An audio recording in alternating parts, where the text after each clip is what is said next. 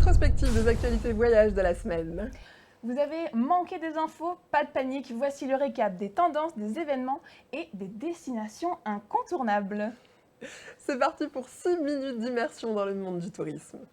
Pour commencer, Au Voyage continue de marquer des points dans l'univers des clubs vacances. Effectivement, sa nouvelle brochure vient de sortir et elle promet de belles découvertes. Effectivement, on y compte plus de 80 au club, dont 12 nouvelles destinations en moyen et long courrier. Mais ce n'est pas tout, la marque mise aussi sur la montée en gamme avec ses hauts clubs Select 5 étoiles. Ces brochures sont devenues un vrai must-have pour les professionnels du voyage, que dis-je, une vraie bible puisqu'elle a été imprimée à plus de 130 000 exemplaires, de quoi inspirer de belles vacances. Adriana Minchella, la présidente du CEDIV, le groupe d'agences de voyage indépendants, a encore frappé fort. Après avoir conquis le Kilimandjaro et le désert marocain, son groupe prépare un nouveau challenge humain et solidaire au Sri Lanka. L'objectif, soutenir une école et une communauté locale. Mais avant ça, rendez-vous au Sénégal en juin pour un événement qui promet de belles surprises. Une vraie leçon de résilience et de solidarité. La Côte d'Azur en mission aux USA et au Canada, et non, ce n'est pas le nom d'un film en tête d'affiche, mais bien la French Riviera qui s'exporte en outre-Atlantique. Bien que mise en lumière par le cinéma, la French Riviera est aussi un incontournable pour ses plages, ses paysages nichés entre terre et mer. Et c'est pour cela que la délégation azuréenne s'est rendue aux États-Unis et au Canada pour promouvoir la destination.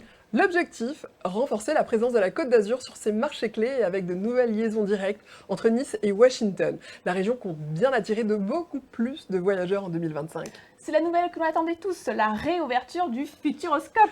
En effet, cela fait une semaine tout juste que le parc français a ouvert ses portes pour une nouvelle saison pleine de sensations fortes. On y retrouve l'Aquascope, le tout premier parc aquatique indoor primé meilleur parc aquatique au monde. Plus de 6000 m² inspirés des mondes marins vous attendent et également des toboggans. Inédit en Europe d'ailleurs. Ah. Cependant, la grande nouveauté de la saison aura lieu en juin avec le lancement de Mission Bermude, une nouvelle expérience immersive qui invite les grands comme les petits à se prendre pour un aventurier dans un parcours à sensations en plein cœur du célèbre Triangle des Bermudes.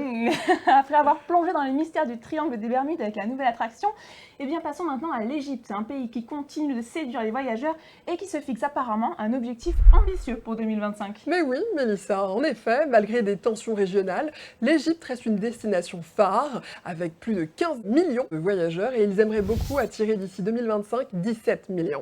Et pour ce faire, beaucoup de belles opportunités financières aux futurs investisseurs, mais en attendant, la croisière sur le Nil reste quand même la croisière la plus phare. Vous avez envie d'explorer les États-Unis cet été? Eh bien, vous devriez explorer le sud-est américain, c'est l'endroit idéal. Que ce soit en Virginie occidentale, en Alabama, en Louisiane ou encore en Caroline du Sud, il y en aura pour tous les goûts. Entre plages, cascades, randonnées, activités sportives, dégustations culinaires, il y en aura vraiment pour tous les goûts et ça sera un été inoubliable. En parlant de dégustation d'ailleurs, en ce moment, le no-tourisme cartonne en France. Tu parles du vin? Je parle du vin.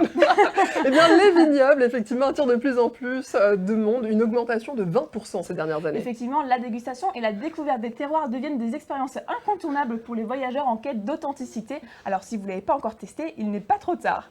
Nous venons de parler de vin et de no-tourisme, mais il y a aussi le mondial du rhum et l'essor du spiritourisme. Cette semaine, cap sur le mondial du rhum, nous avons exploré l'univers fascinant du spiritourisme, cette tendance qui marie voyage et dégustation, des distilleries mythiques au circuit immersif, une façon originale d'éveiller ses papilles en voyage.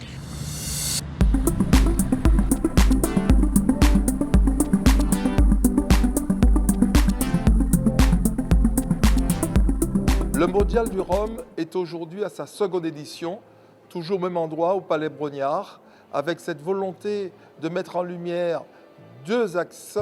Premier axe, le monde des planteurs de canne. On oublie souvent que devant cette croissance extraordinaire du marché du rhum dans le monde, il y a déjà ce premier maillon, le planteur de canne. Et quand on discute notamment avec beaucoup les planteurs de canne des territoires ultramarins, ils ne se retrouvent pas dans cette croissance. Ils ne comprennent pas comment, en étant à la première marche, ils soient quelque part les laissés pour compte. Et le deuxième axe qui est pour nous très important, c'est la notion du spiritourisme.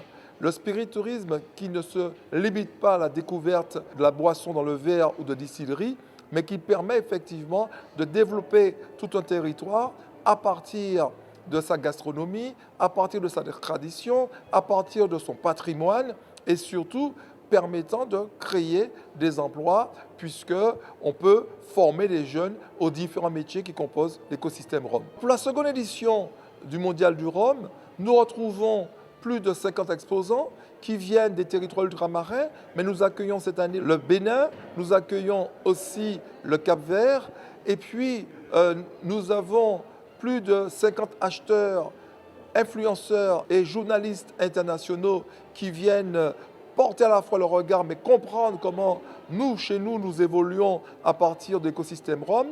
Et puis, nous attendons, tout comme l'an dernier, près de 3000 participants. Et attention, on vous rappelle que l'alcool est à consommer avec modération. Mais on est quand même curieux de savoir si vous êtes plus œnotourisme ou spiritourisme. Spiritourisme en ce qui me concerne. Allez, on continue dans l'ambiance festive. Vous le savez, aujourd'hui, c'est la Saint-Valentin. Et si vous l'aviez oublié, eh bien, il n'est pas trop tard pour bien faire. Si vous cherchez des idées cadeaux, des destinations de voyage romantiques ou tout simplement vous conforter dans votre célibat en découvrant les pires anecdotes de Saint-Valentin, eh bien, restez avec nous parce qu'on développe tout ça tout de suite dans le Trotters Club. Vous pouvez d'ailleurs scanner le QR code qui s'affiche sur votre écran pour intervenir durant l'émission. C'est la fin de cette rétrospective, c'est le 20, j'y arrive toujours plus, des news voyages qu'il ne fallait pas manquer. Merci de l'avoir suivi. Et pour encore plus d'informations, d'inspiration, de bons plans, eh bien rendez-vous sur mrtravel.news. Allez, à bientôt.